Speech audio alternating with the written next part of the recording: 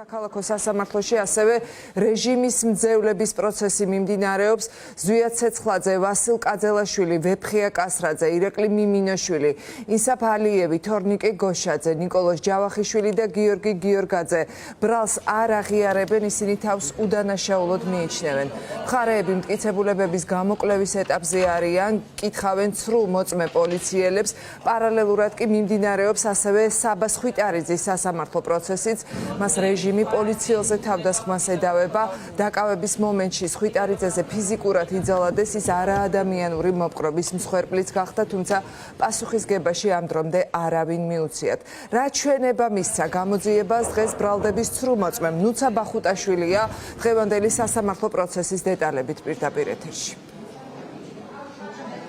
თამარ, უკვე დასრულდა მოწმე ნიკოლოზ ხურცილავას დაკითხვა სასამართლო დარბაზში. ეს იყო პროკურატურის მიერ წარდგენილი მოწმე, რომელიც საქმეში დაზარალებულად არის ცნობილი. მან მიაწოდა ინფორმაცია სასამართლოს 28 ნოემბერთან დაკავშირებით, თუ რა ვითარებაში მიიღო მან დაზიანებები და რა ახსოვს მომხდარიდან. მან სრულყოფილად უპასუხა პროკურატურის ყველა კითხვას, თუმცა საინტერესო იყო ის ფაქტი, რომ ადვოკატის შეკითხვებზე ვერაფერ ცალსახა პასუხს ვერ სცემდა, ამბობდა, რომ არ ახსოვს ან დაავიწყდა, რამაც ადვოკატებში პრეტენზიაც კი გამოიწვია. ადვოკატებმა კითხეს მოწმე პოლიციელს, ხომ არ ჰქონდა მეხსიერების პრობლემები, რატომღაც ადვოკატების ვერცერთ შეკითხვას მან ვერ უპასუხა. კითხვები დაუსვეს თავად ბრალდებულებმა, სინდისის პატიმრებმა მოწმე პოლიციელსაც, რაზეც ასევე აგრესიით იყო გამორჩეული მოწმე პოლიციელი ბრალდებულების მიმართ და იმ კითხვების მიმართ, რომლებსაც ისინი უსვამდნენ.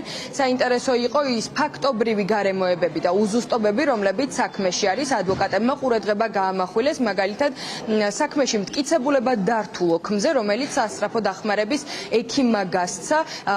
ამ დოკუმენტში აღწერილი არის ის დაზიანებები, რომელიც მოწმე პოლიციელმა მიიღო და ერთი უზუსტობა, რომელიც მნიშვნელოვან გარემოებად იქცა და გაამახვილეს ამაზე ადვოკატებმა ყურადღება იყო ის, რომ თავად მოწმე პოლიციელი ამბობს, რომ საკუთარი ფეხით მივიდა დაზიანებების მიღების შემდგომ კლინიკაში, თუმცა სასწრაფო დახმარების მიერ გაცემულ დოკუმენტში წერია, რომ სასწრაფო მიიყვანა ის სამედიცინო დაწესებულებაში. ამის შესახებ ხურცილავამ განაცხადა, რომ შესაძლოა ექიმს აერია და ამიტომ იყო ეს უზუსტობა. მნიშვნელოვანი იყო ასევე კითხვა-პასუხი თავად ბრალდებულებსა და მოწმე პოლიციელს შორის. ის ვერანაირ ცალსახა პასუხს ვერ სცემდა ვერც თავად ბრალდებულებს და ამბობდა ყოველ ჯერზე, რომ ცალსახად არც ერთ მათგანზე არ შეუძლია ხელის დადება, არ ახსოვს არც ერთი მათგანი, არ იცნობს მათ და ვერ ამბობს, მიიღო თუ არა აღნიშნული დაზიანებები, რომლის შედეგადაც მას შემდგომში სამედიცინო დახმარება დასჭირდა, უშუალოდ ამ ადამიანების მხრიდან თავდასხმის შედეგად.